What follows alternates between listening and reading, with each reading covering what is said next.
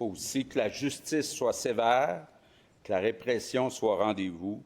Ça veut dire aussi de mieux contrôler les récidivistes et en particulier les délinquants sexuels dangereux.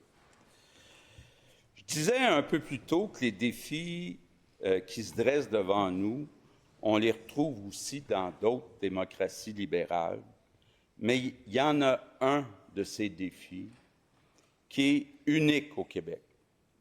C'est le défi de préserver notre identité nationale. C'est un défi qui a toujours été présent depuis 4 siècles. Au début de la Nouvelle-France, on a failli disparaître. Ensuite, il y a eu la conquête. Ensuite, il y a eu l'exode d'1 million de Canadiens français vers les États-Unis. Et il y a actuellement le rouleau compresseur de la culture américaine.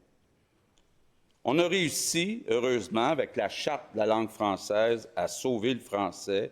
Et j'en profite, si vous le permettez, pour saluer la mémoire de l'architecte de la Charte de la langue française, un géant intellectuel, un homme remarquable, un grand officier de l'Ordre national du Québec, M. Guy Rocher.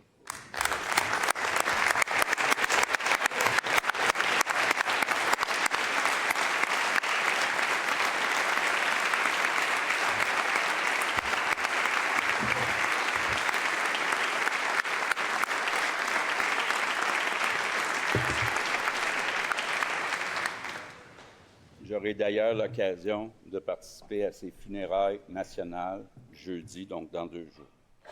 Et comme nous l'a montré M. Rocher, il a toujours fallu se battre pour continuer d'exister. Ce n'est pas différent aujourd'hui.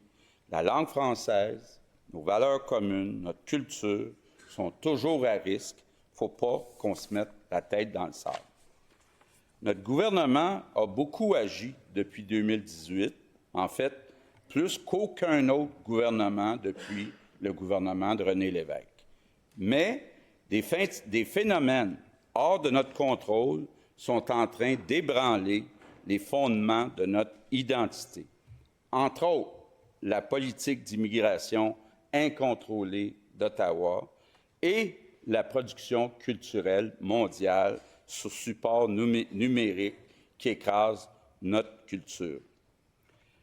Le premier facteur, c'est l'explosion de l'immigration. Et je veux mettre encore une fois les choses au clair. Je ne critique pas les immigrants eux-mêmes. Ces personnes viennent ici au Québec pour une vie meilleure, pour eux, pour leurs enfants. Le Québec est un des endroits les plus accueillants au monde. On l'a prouvé à maintes et maintes reprises.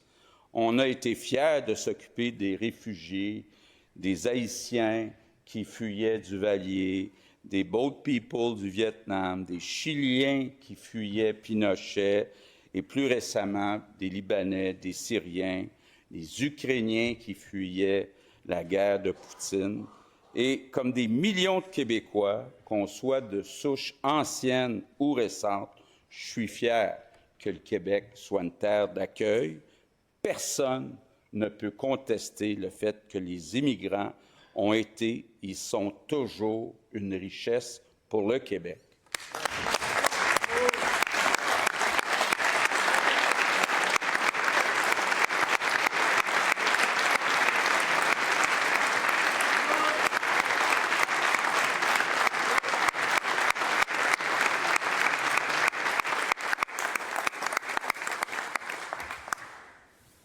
Ceci étant dit, trop, c'est comme pas assez. Soulever l'enjeu de l'immigration, c'est pas du racisme, c'est pas souffler sur les braises de l'intolérance comme on l'a déjà entendu. Le même débat a cours partout en Occident et souvent de façon beaucoup plus virulente qu'ici. Pourtant, ici au Québec, l'enjeu se pose avec plus de force. D'abord, en 2023, le Québec a été, avec l'Autriche, l'endroit en Occident qui a reçu le plus de demandeurs d'asile par habitant. Beaucoup plus que le reste du Canada, que les États-Unis, que la France, que le Royaume-Uni. Et Pourtant, à ces endroits, il y a des débats enflammés. Au Québec, la population a explosé avec l'arrivée de 200 000 immigrants temporaires d'un coup, en 2 ans, à cause du gouvernement fédéral. Pourtant, il nous manque de logements, nos écoles débordent, le système de santé est étiré au maximum, mais le problème de l'immigration incontrôlée se pose encore avec plus d'acuité au Québec, parce qu'en plus, on a le défi de protéger notre langue et de protéger nos valeurs, incluant la laïcité. Je comprends que les entreprises veuillent plus de travailleurs étrangers. Je comprends que les universités, les cégeps veulent plus d'étudiants étrangers. Je comprends les personnes au grand cœur qui veulent qu'on accepte tous ceux qui demandent asile. Je comprends, mais c'est impossible. Il faut regarder le portrait d'ensemble. On a dépassé la limite de nos capacités d'accueil et d'intégration. Comme on dit, le mieux est l'ennemi du bien. En ce moment, on n'est plus en mesure de prendre soin de ces personnes avec la dignité nécessaire et de prendre soin de notre monde, de nos propres citoyens. Ça ne peut plus continuer comme ça. Donc, l'objectif de notre gouvernement, c'est de réduire de 200 000 le nombre d'immigrants temporaires à Montréal et à Laval. Et je vous annonce que si le gouvernement fédéral ne prend pas ses responsabilités, on ne va pas avoir le choix d'être moins généreux avec les demandeurs d'asile. Un autre phénomène qui est en montée au Québec, c'est celui des groupes politico-religieux qui s'attaquent à certaines de nos valeurs communes, comme la laïcité. Soyons honnêtes, ce sont surtout les islamistes radicaux qui s'attaquent à ces valeurs avec le plus d'intensité. Encore là, je vais être bien clair, je ne vise pas les Québécois de confession musulmane ou qui sont originaires de pays musulmans.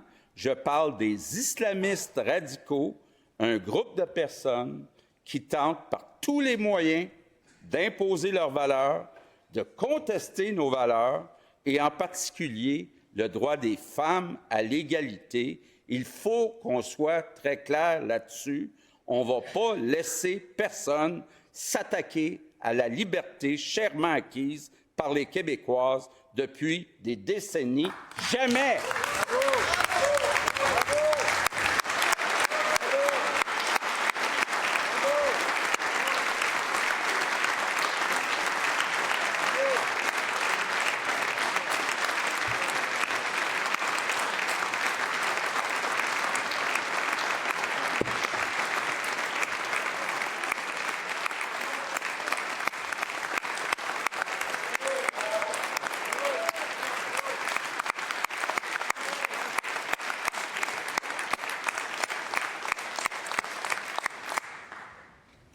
Donc, je vous annonce que le gouvernement va déposer un nouveau projet de loi pour renforcer la laïcité de l'État et va prendre tous les moyens possibles pour contrer les assauts contre nos valeurs communes.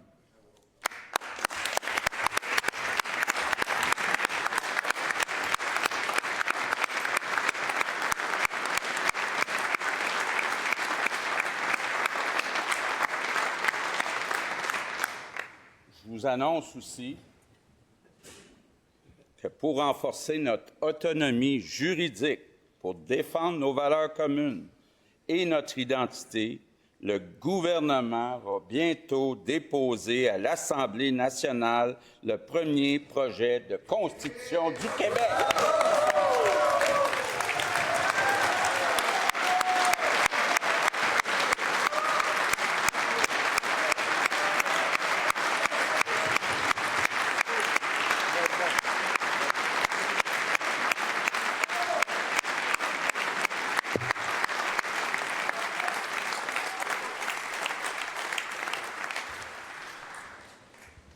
Ce qui nous définit, c'est aussi notre culture, notre belle langue française, notre histoire, notre patrimoine, les arts, ce qu'on appelle nos productions culturelles. Vous le savez, j'aime la culture québécoise, les livres, les chansons, la télé, le cinéma, le théâtre. Pour moi, c'est un devoir, comme premier ministre de la nation québécoise, de protéger la culture québécoise, d'en être le gardien ultime au sein du gouvernement.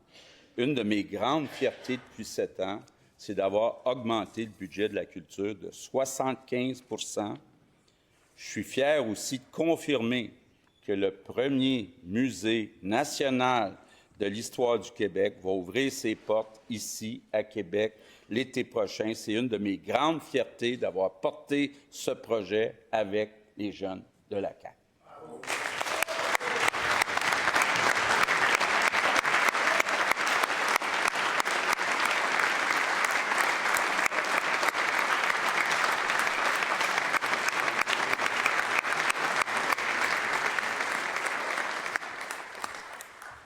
Ceci dit, des pans entiers de notre culture sont pris d'assaut par le monde numérique et ses plateformes. Nos jeunes sont malheureusement de moins en moins exposés à la culture québécoise. C'est grave parce que la culture québécoise est un ingrédient essentiel à notre cohésion nationale. Dans ma génération, il suffisait de faire jouer quelques notes d'une chanson d'harmonium. La prochaine génération, ce sont les Cowboys fringants. Il y a des répliques de films, évidemment, comme La guerre, c'est pas une raison pour se faire mal, ou des remarques absurdes, steak, blé d'Inde, patate. C'est drôle, triste, émouvant, mais ça nous rassemble. Puis on l'a vu au décès de Serge Fiori puis de Carl Tremblay, une émotion collective qui nous réunit. On a besoin de ça comme nation. Puis tout ça est à risque actuellement. Donc, en s'appuyant notamment sur le rapport du groupe de travail sur l'avenir de l'audiovisuel, le ministre de la Culture va continuer de prendre ce défi à bras-le-corps avec l'appui de tout le gouvernement, mais ça doit dépasser le gouvernement. Ça doit devenir un défi collectif de faire découvrir notre culture aux jeunes et aux nouveaux arrivants. Il faut le faire ensemble, tous les Québécois.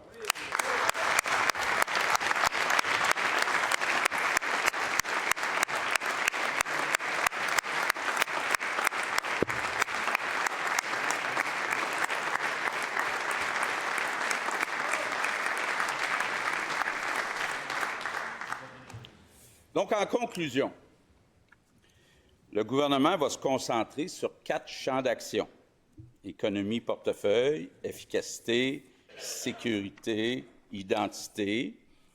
On va agir en gardant le cap sur le retour progressif à l'équilibre budgétaire. On va y arriver en optimisant notre économie, nos revenus, mais en gérant nos dépenses serrées et sans minimiser nos défis budgétaires. Je veux rassurer les Québécois, je veux rappeler que toutes les agences de notation, à l'exception d'une seule, ont maintenu la cote de crédit du Québec. Et vendredi dernier, on a appris que le déficit de la dernière année financière était moins élevé que prévu.